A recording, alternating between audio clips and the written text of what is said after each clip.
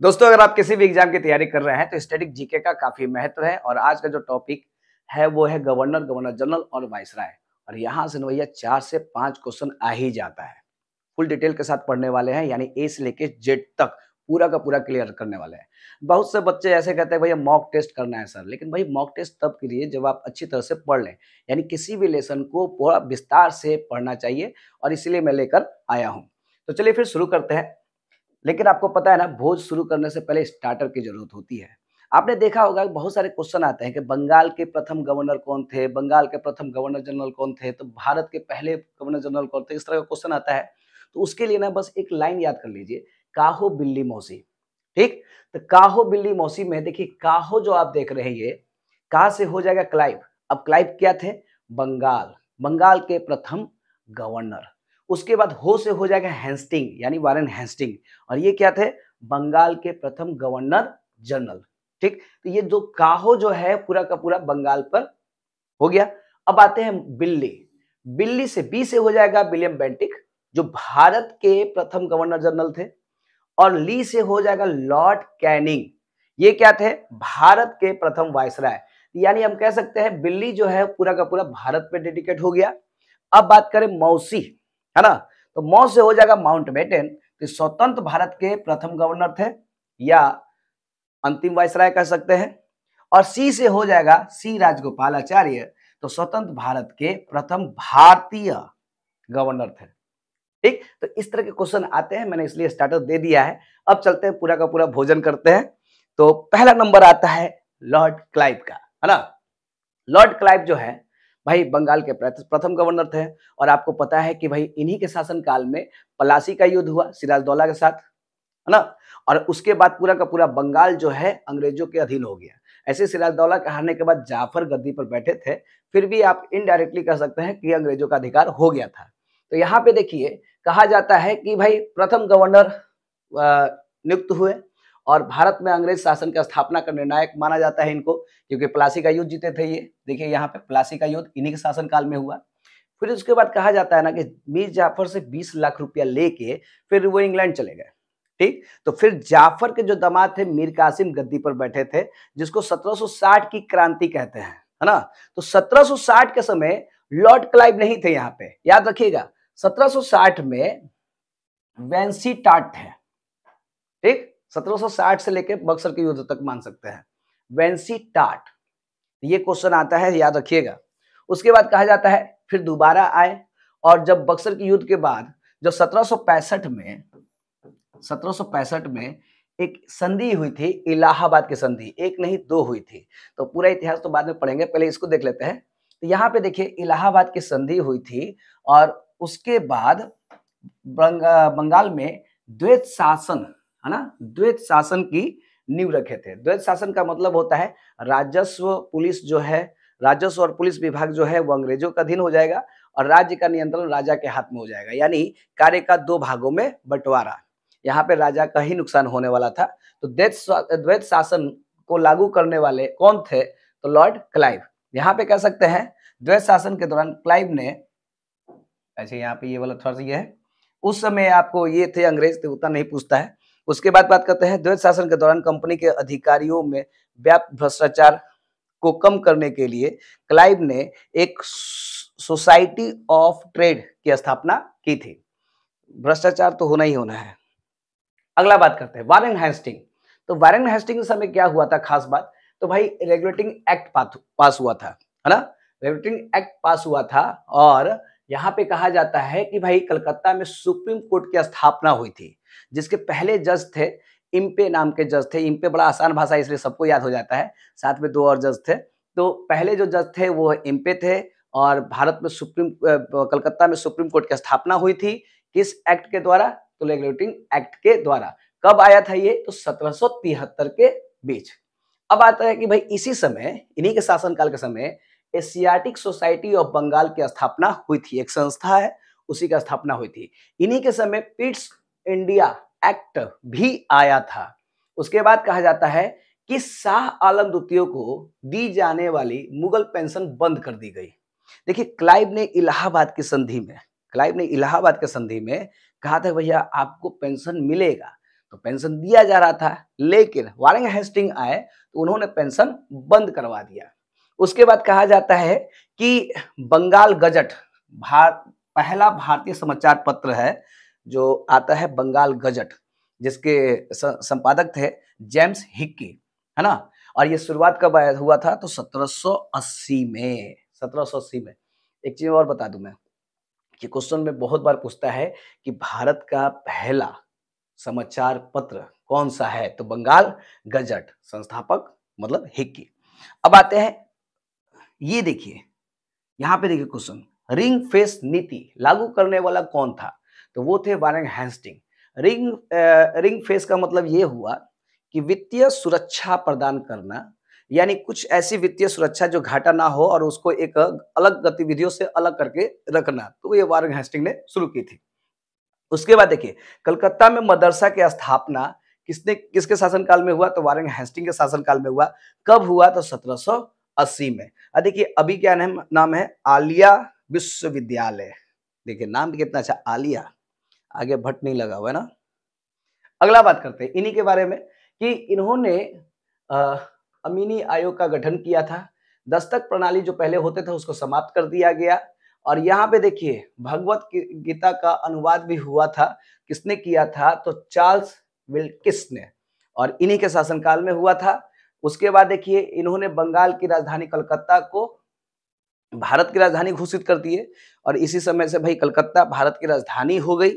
उसके बाद कहा जाता है कि महाभियोग लागू करने वाले पहले गवर्नर या एकमात्र गवर्नर कौन थे, तो वारेन हेस्टिंग। देखिए एक नंद कुमार थे, एक ब्राह्मण थे नंद कुमार, उन पर भ्रष्टाचार को आरोप लगाकर महाभियोग चलाया गया। यहाँ पे कह सकते हैं महाभियोग चलाने वाले पहले गवर्नर जनरल थे, है ना। तो ये क्वेश्चन भी आ सकता है। अगला आते हैं, अगला कौन है भाई, अगला है लॉर्ड कॉर्नवालिस। बहुत फेमस, बहुत फेमस। इनके द्वारा किए गए कार्य में सबसे ज्यादा फेमस क्या है, ये वाला, सिविल सेवाओं की शुरुआत, यानी सिविल सेवा के जनक किसे कहा जाता है, तो कॉर्नवालिस को, ठीक ना, कॉर्नवालिस को। एक चीज और भी है, इन्हीं के शासनकाल में बनारस में संस्कृत विद्यालय की स्थापना हुई थी, ठीक ना। बनारस में संस्कृत विद्यालय की स्थापना हुई थी। और ये क्वेश्चन पूछता है कि भाई संस्कृत विद्यालय की स्थापना किसने की थी, तो जॉनथन डंकन ने, है ना। और उस समय क्या थे ये, तो बॉम्बे के गवर्नर थे, उन्हीं के द्वारा किया गया, इन्हीं के शासनकाल में। उसके बाद कहा जाता है सूर्यास्त कानून लागू करने किया गया इन्हीं के शासनकाल में। उसके बाद कहा जाता है कि इन्होंने कॉर्नवालिस ने एक कोड बनाया था। देखिए कॉर्नवालिस कोड के नाम से जाना जाता था। इस कोड के अनुसार कॉर्नवालिस ने कार्यपालिका और न्यायपालिका की शक्तियों का विभाजन किया था, ठीक। तो कॉर्नवालिस कोड बनाए थे जो न्यायपालिका और कार्यपालिका की शक्तियों का विभाजन किए थे। जैसे आप देखते हैं ना अनुच्छेद 50 में आपको देखे होंगे, आर्टिकल 50 में कि भाई कार्यपालिका का न्यायपालिका का कार्यों का विभाजन में, तो इस तरह का है। उसके बाद बात करते हैं कि देखिए बंगाल, बिहार, उड़ीसा में अस्थायी बंदोबस्त लागू किया गया। किसके शासनकाल में, तो लॉर्ड कॉर्नवालिस के शासनकाल में। एक चीज मैं बता दूं, 3 तरह की राजस्व भू राजस्व व्यवस्था थी, एक तो अस्थाई, एक रैयत और एक महालवाड़ी। तो भाई पहला जो आप देख लिया अस्थाई वाला किसके शासनकाल में, इनके शासनकाल में। एक चीज और भी है, इनकी मृत्यु जो है मतलब भारत में ही हो गई, और इनका जो कब्र है वो है गाजीपुर में, ठीक है। कहाँ पे है, गाजीपुर में मकबरा है, और उस मकबरे को कहा जाता है लाट साहब, लाट साहब। अच्छा देखिए हम लोग को बिहार में कहा जाता ना कि भाई जो भी एकदम पैंट शर्ट पहन ले रहेगा, टाई पहन ले रहेगा, थोड़ा बहुत इंग्लिश इंग्लिश बोल देगा तो लोग कहेगा लाट साहब भइल बड़ा, लाट साहब भइल बड़ा। तो लोग बोलता है, इसलिए लगता है कि यूपी का है तो सेम है, लाट साहब भइल बड़ा, तो उन्हीं का भाई मकबरा हो गया है। अगला बात करते हैं, अगला शासक है सर जॉन शोर। देखिए इनके समय में कहा जाता है कि अहस्तक्षेप की नीति लागू किए थे। सबसे ज्यादा फेमस यही है, बस यही याद करके चलिए। मैंने ऐसे डाटा पूरा दे दिया है, लेकिन जो मेन है ना उसको मैं बता रहा हूं, इसलिए आप याद रखिएगा। अब बात करते हैं लॉर्ड वेलेजली। देखिए सबसे बड़ा बात है ना, ये आदमी अपना आप को शेर समझता था, इसलिए खुद को बंगाल का शेर कहलवाता था, समझे, बंगाल का शेर। अच्छा इन लोगों का फोटो देखना अजीब अजीब लगता है, कोई कोई तो देखिएगा तो लगता है कि लड़की है, मतलब गवर्नर नहीं है। अब यहाँ पे कहा जाता है कि इन्होंने भाई साम्राज्य के विस्तार की नीति अपनाई, और इन्होंने एक सहायक संधि प्रणाली को अपनाया। यहाँ पे ना प्रयोग लिखा हुआ है, लेकिन आप कहिएगा ना लागू किया, लागू कर दिए थे। प्रयोग करने वाले कोई और थे। देखिए सहायक संधि का प्रयोग करने वाले पहले जो व्यक्ति थे वो थे डुप्ले, ठीक है, ये प्रयोग किए थे और ये लागू किए थे। सहायक संधि है क्या? जैसे मान लेते हैं कि ये अंग्रेज है और मैं राजा हूं, तो ये अंग्रेज है, मैं राजा हूं और मुझे ना किसी और से डर है। तो हमने कहा भैया हमारा डर लग रहा है, डर लग रहा है। तो ये कहे ना कि कोई बात नहीं, 1 लाख सैनिक भेज देते हैं आपकी सुरक्षा के लिए। हम बोले बहुत बढ़िया। बोला ऐसे थोड़े, आप 1 लाख भेज रहे तो हमको पैसा दीजिए। फिर हमने 1 लाख के लिए 1 लाख सैनिकों को पैसा दे दिया। फिर उसके बाद कहते थे कि जो 1 लाख सैनिक है उसको खिलाइए पिलाइए, रहेगा कहाँ? हमारा ऑफिस में थोड़ी आएगा, आपके किलोए पे पास रहेगा। तो रहना खाना पीना सब खर्चा किसका? राजा का। उन सैनिकों का वेतन कौन देगा? तो राजा देगा। और उसके एवज में पैसा कौन लिए? ई लिए। अब एक चीज बताइए, 1 लाख सैनिक घेर ले हैं किसी राजा को, तो वो भैया ऐसे ही गुलाम बन के रहेगा? है कि कभी कुछ बोल दिया तो पता चला 1 लाख दूसरा को मारेगा ना, ओकरे मार देगा। तो ये सहायक संधि की नीति थी, बड़ी खतरनाक नीति थी। तो यहाँ पे एक क्वेश्चन आता भी है कि सहायक नीति को अपनाने वाले पहले व्यक्ति या पहले कौन थे? तो हैदराबाद के निजाम, ठीक ना, हैदराबाद के निजाम। यहाँ पे क्वेश्चन देख लीजिएगा ये वाला। उसके बाद ना एक चीज और भी है, अगर थोड़ा डीप में क्वेश्चन आ जाता है तो ये कह जाता है कि किसने किसने अपनाया था या इनमें से कौन नहीं अपनाया था। तो देख लीजिए हैदराबाद के, फिर मैसूर, तंजौर, अवध, जोधपुर, जयपुर, बूंदी, भरतपुर और पेशावर के राजा लोग सहायक संधि को अपनाए थे। अब बात आता है कि देखिए हमने वेलेजली के कार्यकाल में चौथा आंग्ल मैसूर युद्ध हुआ था। ये ना हम लोग बाद में पढ़ेंगे, ये सब चीज ना चीज की आंग्ल युद्ध, अफगान युद्ध, मतलब ये अभी याद मत कीजिए। बस मेन मेन जो टॉपिक है, जो काम है वो याद कीजिए, बाकी तो आपको है ही। यहाँ पे एक चीज और भी है कि इनके शासनकाल में पेशवा के साथ वैसिन की संधि हुई थी। अब ये क्यों दिए हैं भाई? वही आंग्लो मराठा वाला, तो ये अभी याद मत कीजिए, याद होगा भी नहीं जल्दी। तो वेलेजली के कार्यकाल में टीपू सुल्तान ने नेपोलियन से पत्राचार कर भारत से अंग्रेज को निकालने की योजना बनाई थी। ठीक, अब आते हैं नेक्स्ट, हेस्टिंग। यहाँ पे ना 2 तरह का हेस्टिंग है, वही एगो ना वैरेन हेस्टिंग है, एगो लॉर्ड हेस्टिंग भी कह सकते हैं। तो ये देखिए इनके समय में नेपाल वाला युद्ध हुआ था। आंग्ल मतलब क्या होता है पता है? अंग्रेज। और नेपाल युद्ध हुआ था और इसी समय एक संधि हुई थी, संगोली की संधि। तो भैया ई वाला संधिया बहुत फेमस है और इसलिए आप याद कर लीजिएगा। अगला बात करते हैं, ई वाला हटाइए। हाँ, यहाँ पे याद भी कर सकते हैं कि लॉर्ड हेस्टिंग के शासनकाल में तृतीय आंग्ल मराठा युद्ध हुआ था, जिसमें पेशवा पद समाप्त कर दिया गया। पेशवा पद, आपको पता है ना कि शिवाजी ने प्रधानमंत्री मतलब मंत्रिमंडल की स्थापना की थी, जिसमें प्रमुख जो प्रधान सेनापति थे उनको पेशवा कहा जाता था। यानी राजा के बाद पूरा शक्ति अगर कहा जाए तो पेशवा में था। तो पेशवा पद ही समाप्त कर दिया गया। चलिए अब आते हैं यहाँ पे। अच्छा, इन्हीं के शासनकाल में पिंडारियों का दमन किया गया। आपने बहुत सारे फिल्म देखा होगा, पिंडारी मतलब डाकू टाइप के होते हैं, सलमान खान भी इस पे एक फिल्म बनाए हुए थे। तो पिंडारियों का दमन किया गया और जिसके नेता थे चीतू, वासिल मोहम्मद और करीम खां, ये नेता थे। उसके बाद कहा जाता है प्रेस प्रतिबंध को हटाया इन्होंने। हाँ, अब यहाँ पे ये दो देखिएगा, हमने कहा था ना कि अस्थाई व्यवस्था जो है, अस्थाई बंदोबस्त जो है वो कॉर्नवालिस ने की थी। और इनके शासनकाल में मद्रास में 1820 में सर थॉमस मुनरो द्वारा रैयत बाड़ी व्यवस्था की शुरुआत की गई थी, प्रणाली की शुरुआत की गई थी। और यहाँ पे देखिए होल्ड मैकेंजी द्वारा उत्तरी भारत में, देखिए ये दक्षिण भारत हो गया और ये हो गया उत्तरी भारत में, महालवाड़ी प्रणाली की स्थापना की गई थी और ये की गई थी 1822 में। देखिए इसको भी हम लोग देखेंगे तीनों का विस्तार से बाद में, क्योंकि अभी तो बस अंग्रेज का चल रहा है। तो अगर एक छोटी छोटी चीजों का पूरा समझाने लगेगा ना तो बहुत ज्यादा हो जाएगा, है ना। तो अगला आते हैं यहाँ पे, कौन सा है भाई? हाँ, एमस्ट हस्ट, एम हस्ट कर सकते हैं। तो यहाँ पे देखिए इनका कुछ खास नहीं है। ये बर्मा युद्ध हुआ था इनके शासनकाल में और इन्होंने संस्कृत कॉलेज की स्थापना की थी। तो ऐसा कुछ नहीं है कि जो एग्जाम में यहाँ से आए। अब यहाँ पे देखिए विलियम बेंटिक, ये आदमी बहुत मतलब गर्दा काम किए थे। जैसे कि ठगी प्रथा का अंत किए, और ठगी प्रथा अंत करने के लिए किसको नियुक्त किए थे? तो स्लीमैन को नियुक्त किए थे। उसके बाद कहा जाता है इन्होंने भाई सती प्रथा का अंत किया। देखिए कितना गलत बात है, मतलब जीवित महिला को चिता पे बैठाकर जला देना तो सही किया था ना। लेकिन उस समय जो भारतीय जो होंगे, जो ब्राह्मण होंगे या जो इज़्ज़तदार के ठेकेदार लोग होंगे, उस समय कितना उन लोग को लगता होगा कि अंग्रेज़वा बहुत गलत काम कर रहा है, हम लोग के धर्म में हस्तक्षेप कर रहा है। लेकिन अब इतने वर्षों के बाद हम लोग को समझ में आ रहा है कि नहीं, ये गलत था और वाक़ई इन्होंने सही किया था। और राजा राम मोहन राय के प्रयास से कह सकते हैं यहाँ पे। अब आते हैं यहाँ पे, देखिए कन्या शिशु वध पर प्रतिबंध लगा है। अब ये भी है, भाई महिला अगर हो जाए तो भाई उसको गर्भ में ही मार देना या पैदा होने के बाद मार देते थे। और वो छोड़िए इस समय की बात, क्या अभी भी आज भी ऐसा होता है, मतलब उतना नहीं होता है लेकिन होता तो है। ठीक, तो ये भी अंत किए, प्रतिबंध लगाए। उसके बाद देवी देवताओं को नर बलि देने की प्रथा अंत किए।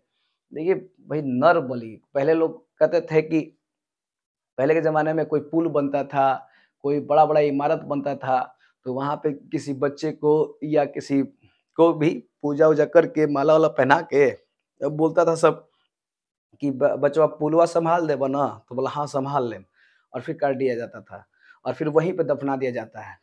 मतलब कैसा-कैसा मानता था। तो भाई इन्होंने बंद किया। और उसके बाद कहा जाता है मैकाल की शिक्षा पद्धति को ने भारत में बौद्धिक जीवन को उल्लेखनीय ढंग से प्रभावित किया। तो ये अच्छा-अच्छा काम किए हैं।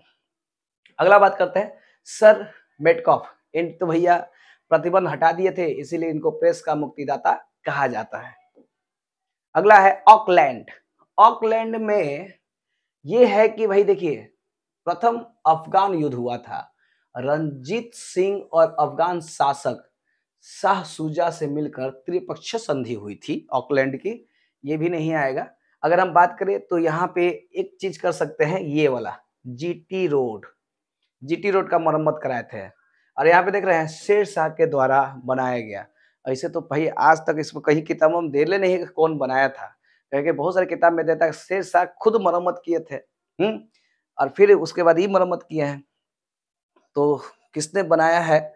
कहा जाता है मौर्य वंश के अशोक ने बनाए थे, ऐसा कुछ आता है कहीं कहीं। अब अगला आता है लॉर्ड एलन ब्रो, है ना। तो एलन ब्रो के कार्यकाल में प्रथम अफगान युद्ध का अंत हो गया और इन्हें सर्वाधिक महत्वपूर्ण घटना है सिंध का ब्रिटिश राज में विलय।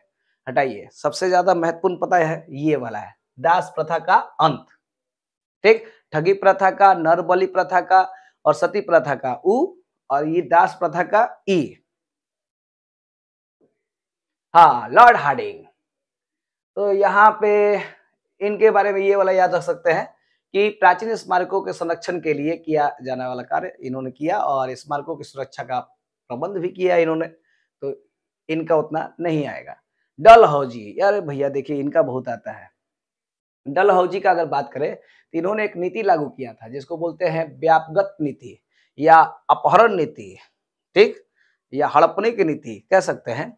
ये राज्य का विस्तार करने के लिए क्या किए कि भाई जिसका कोई बच्चा नहीं है, मतलब जिस राजा का अपना बच्चा नहीं है तो उन, और राजा भी नहीं है, तो भाई उनका राज्य जो है ब्रिटिश राज्य में मिला दिया जाएगा। और इस तरह से इन्होंने सतारा को, सबसे पहले किसको हड़पा तो सतारा को, उसके बाद जौनपुर और संभलपुर, और यहाँ पे बघाट, उदयपुर, और यहाँ पे झांसी, नागपुर। ये वाला पॉइंट याद रखिएगा। एक चीज और भी है, अवध के जो नवाब थे उन पर कुशासन का आरोप लगाकर भी इन्होंने हड़प लिया। और ये देखिए यहाँ पे याद रखिएगा 1856 में अवध के नवाब पर कुशासन का आरोप लगा के हड़पे थे और इन्हीं के बाद 1857 वाला विद्रोह हो गया था। तो अब बात करते हैं कि यहाँ पे भाई शिक्षा में सुधार किए थे, ये ज्यादा नहीं आता है। हाँ, रेलवे के जनक कौन तो डलहौजी। यहाँ पे देखिए भारत में रेलवे और संचार प्रणाली का विकास अगर किसी के शासनकाल में हुआ था तो डलहौजी के शासनकाल में हुआ था। उसके बाद कहते हैं कि पहली बार डाक टिकट का प्रचलन भी इन्हीं के शासनकाल में हुआ था। और यहाँ पे देखिए हिंदू विधवा पुनर्विवाह, ये भी अच्छा काम किए हैं जी डलहौजी भी। भाई अगर मान लीजिए पत्नी मर जाए तो पति तन से ब्याह कर लेता है, और अगर पति मर जाए तो जो औरत है वो विधवा बन के ही पूरा जीवन बिताए, ये कौन मतलब है। हाँ जी, अगला आते हैं कैनिंग। तो भाई आपको पता है कि 1857 का संग्राम किसी के शासनकाल में हुआ था, तो यही थे कैनिंग। और यही सबसे महत्वपूर्ण क्वेश्चन भी आता है बार-बार। और यहाँ पे प्रथम वायसराय थे। वायरस वायरस थे ठीक ना? वायसराय थे। तो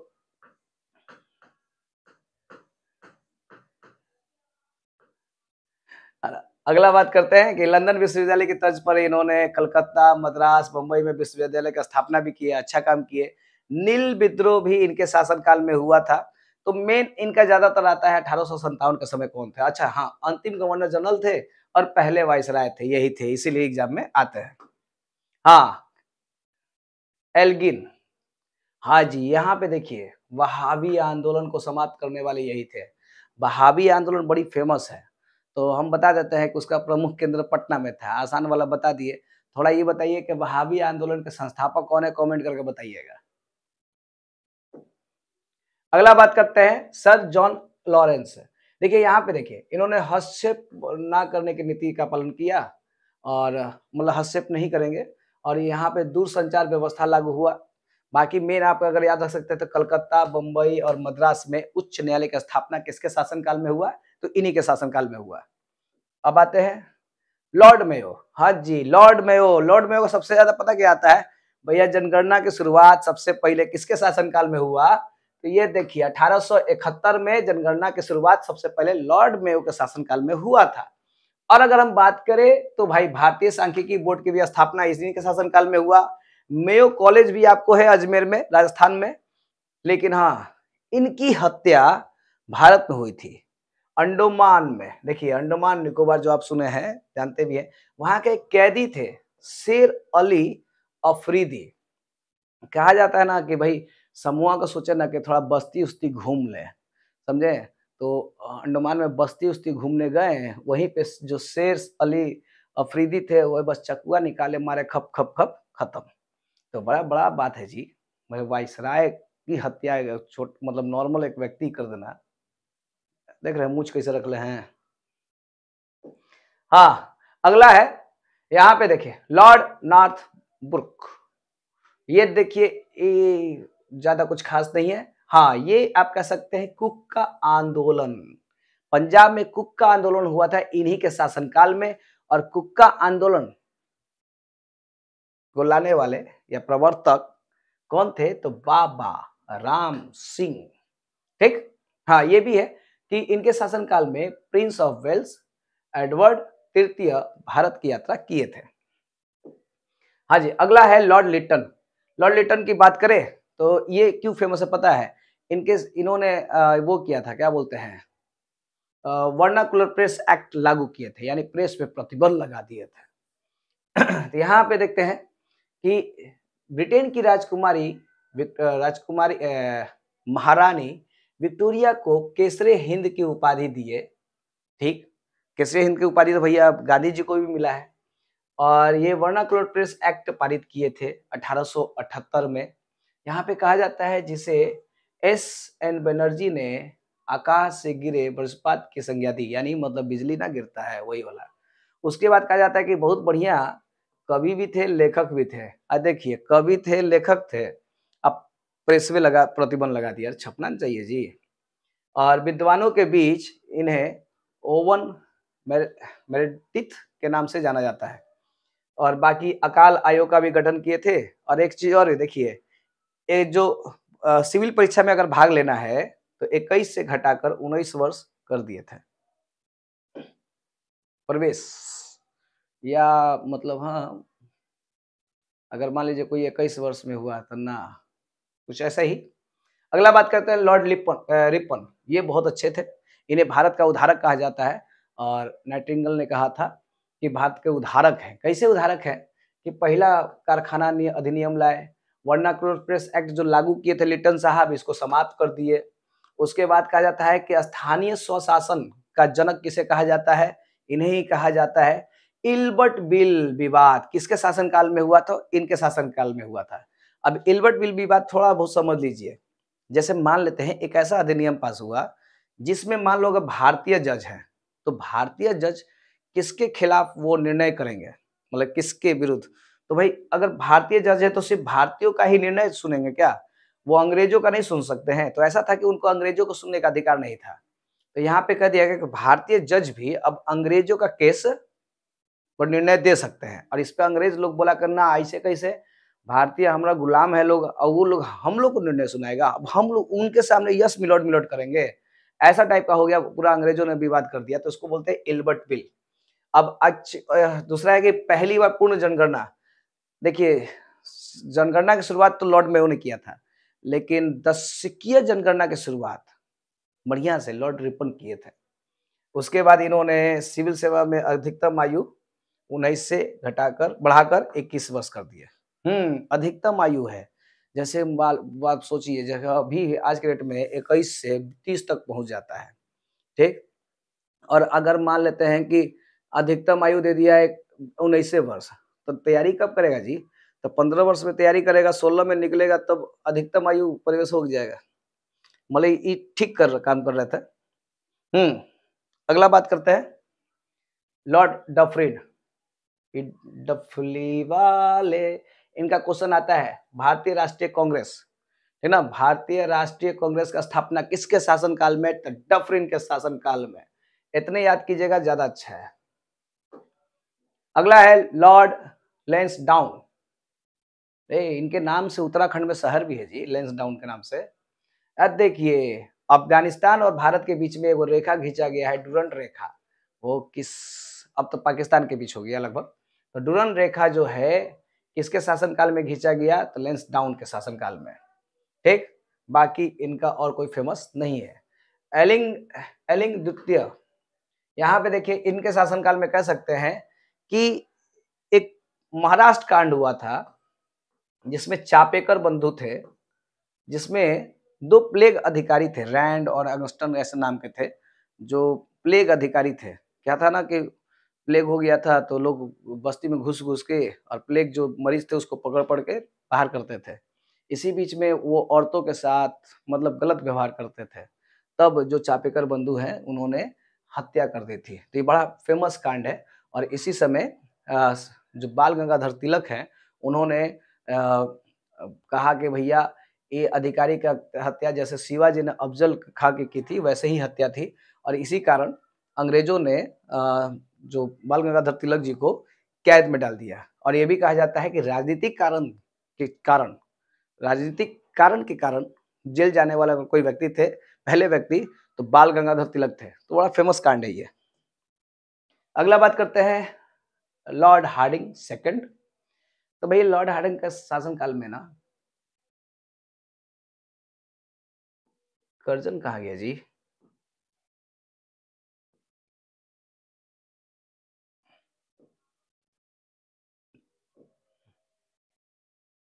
देखिए इस बीच में ना कर्जन भी थे, भावनाओं को समझो, भूल गए हम। कर्जन भी थे और कर्जन जो थे के शासनकाल में बंगाल विभाजन हुआ था, ठीक ना। लॉर्ड कर्जन के शासनकाल में बंगाल का विभाजन हुआ था। लगता है पीपीटी बनने के बाद छूट गया था। तो ये वाला बंगाल विभाजन वाला हमेशा याद रखिएगा। और उन्हीं के शासनकाल में कह सकते हैं कि मुस्लिम लीग की स्थापना भी हुई थी, ठीक। तो अब आते हैं यहाँ पे लॉर्ड हार्डिंग सेकंड। तो देखिए जॉर्ज पंचम साहब घूमने आए थे तो दिल्ली दरबार लगाया गया और जॉर्ज पंचम साहब ने 2 चीज की घोषणा की थी। जो कर्जन के द्वारा बंगाल विभाजन किया गया था उसको रद्द कर दिया गया और भारत की राजधानी कलकत्ता पहले थी, अब दिल्ली कर दिया गया, ठीक। तो इस वाला याद रखिएगा।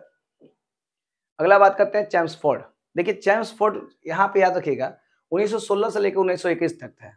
अब यहाँ बड़ा पूछता है, देखिए होम रूल लीग इन्हीं के शासनकाल में, रॉलेट एक्ट इन्हीं के शासनकाल में, और अगर हम बात करें असहयोग आंदोलन इन्हीं के शासनकाल में, जलियांवाला बाग इन्हीं के शासनकाल में हुआ था। इस तरह की घटना पूरा का पूरा घटना इन्हीं के शासनकाल में हुआ था। तो यहाँ पे देखिए वही होम रूल की शुरुआत। और आपको पता है ना लखनऊ अधिवेशन हुआ था 1916 में, जो कांग्रेस और मुस्लिम लीग का समझौता भी हुआ था और उसमें नरम दल और गरम दल मिले भी थे, जिसे लखनऊ पैक्ट के नाम से जाना जाता है। और इसी समय भाई मदन मोहन मालवीय ने बनारस में काशी हिंदू विश्वविद्यालय की स्थापना किए थे। कब किए थे? 1916 में। खिलाफत आंदोलन, असहयोग आंदोलन भी प्रारंभ इन्हीं के शासनकाल में हुआ था। अलीगढ़ विश्वविद्यालय की स्थापना इन्हीं के शासनकाल में हुआ था। महात्मा गांधी रॉलेट के विरुद्ध में आंदोलन शुरू किए थे, जलियांवाला बाग हत्याकांड हुआ था और 21 में प्रिंस ऑफ वेल्स भी आए थे इन्हीं के शासनकाल में। लॉर्ड रेडिंग, देखिए लॉर्ड रेडिंग जो है कहा जाता है कि इन्होंने वापस ले लिया, रॉलेट एक्ट जो था उसको वापस ले लिए और मोपला विद्रोह हुआ था। कहा जाता है ना कि एक जातीय विद्रोह है, पहला जातीय विद्रोह है और मोपला विद्रोह केरल में हुआ था मालाबार तट पे, है ना? तो इन्हीं के शासनकाल में हुआ और भाई जब असहयोग आंदोलन वापस लिया गया था तो उस घटना घटी थी 5 फरवरी को चौरी चौरा कांड का। उसी की वजह से गांधी जी ने असहयोग आंदोलन को वापस ले लिया था। ठीक? तो इन्हीं के शासनकाल में है और आपको पता है कि स्वराज पार्टी की स्थापना हुई थी 23 में, 1923 में और स्वराज पार्टी का स्थापना किसने की थी? तो सी.आर. दास और मोतीलाल नेहरू ने। तो आप इसको याद रख लीजिएगा। अगला बात करते हैं लॉर्ड इरविन। इरविन इरविन के शासनकाल में देखिए यहाँ पे हमेशा याद रखिएगा 26 से लेकर 31 तक है ना, तो हम कह सकते हैं कि भैया देखिए साइमन कमीशन, नेहरू रिपोर्ट, जिन्ना रिपोर्ट, 14 सूत्री, 11 सूत्री गांधी जी का रिपोर्ट और सविनय अवज्ञा आंदोलन, दांडी मार्च और प्रथम गोलमेज सम्मेलन और गांधी इरविन समझौता, यहाँ तक का पूरा लाइन से अगर कहे इन्हीं के शासनकाल में हुआ। तो ये पूछता है कि भाई किसके शासनकाल में हुआ। अरे देखिए नेहरू जी ने लखनऊ में पूर्ण स्वराज का लक्ष्य भी रखा था। तो आप ये जब पूरा आधुनिक भारत पढ़ाए हुए हैं, अगर आपने नहीं पढ़ा हुआ तो एक बार वीडियो पूरा जाकर खंगाल लीजिएगा, सब मिल जाएगा। बस अभी चूंकि गवर्नर चल रहा है कि भाई इनके शासनकाल में क्या हुआ, तो खास है बस वही देख लीजिएगा। देखिए 5 मार्च को गांधी इरविन हुआ था। आपको याद होगा कि पब्लिक सेफ्टी बिल का विरोध करने में भगत सिंह और उनके एक दोस्त थे बटुकेश्वर दत्त, उन्होंने बम फेंका था असेंबली में, तो इन्हीं के शासनकाल में हुआ था। अगला है विलिंगटन। विलिंगटन दूसरा और तीसरा गोलमेज सम्मेलन विलिंगटन के शासनकाल में हुआ। पहला इरविन, दूसरा तीसरा विलिंगटन। अब यहाँ पे कहा जाता है कि देहरादून में भारतीय सेना एकेडमी की स्थापना किए थे और उसके बाद कहा जाता है 35 अधिनियम आया था, तो उसमें वर्मा को भारत से अलग कर दिया गया था। और आपको याद होगा 1936 की बात है, लखनऊ में सम्मेलन हुआ था अखिल भारतीय किसान सभा का, जिसके अध्यक्ष थे स्वामी सहजानंद सरस्वती। तो इन्हीं के शासनकाल में हुआ है। हाँ जी, लॉर्ड लिलिथगो।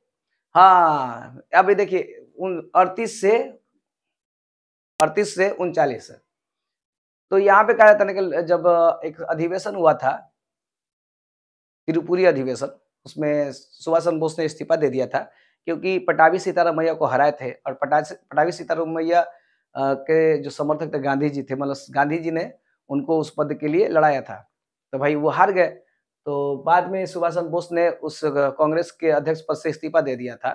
फिर उसके बाद उन्होंने एक संस्था बनाया जिसका नाम था फॉरवर्ड ब्लॉक। ये बहुत बार एग्जाम में पूछा है। कब बनाए थे? 1939 में। और यहाँ पे देखिए द्वितीय विश्व युद्ध का प्रारंभ होने हुआ और यहाँ फिर मंत्रिमंडल ने त्यागपत्र दे दिया था। याद होगा कि भाई चुनाव हुआ था 1937 में चुनाव हुआ। लगभग 6 राज्यों में कांग्रेस की सरकार भी बनी। फिर बाद में जब विश्व युद्ध में इन्होंने कहा कि हम भारत को शामिल करते हैं, तो कांग्रेस ने कहा कि हमसे पूछ ही नहीं रहे हो, हमसे पूछे ही नहीं रहे हो। तब लास्ट में कांग्रेस ने मंत्रिमंडल से त्यागपत्र दे दिया था। व्यक्तिगत सत्याग्रह, व्यक्तिगत असहयोग आंदोलन या सत्याग्रह कह सकते हैं, इन्हीं के शासनकाल में शुरू हुआ। करो या मरो या भारत छोड़ो आंदोलन, इन्हीं के शासनकाल में, करो मरो नारा है ये, तो ये सब इनके शासनकाल में हुआ था। अब बेबल की बात करें तो बेबल के शासनकाल में क्या था? शिमला में एक सम्मेलन हुआ था। हाँ, तलवार नामक एक जहाज था, तो नौसेना विद्रोह हुआ था और अंतरिम सरकार का गठन भी हुआ था। और ये भी कह सकते हैं कैबिनेट मिशन भी इन्हीं के शासनकाल में आया था।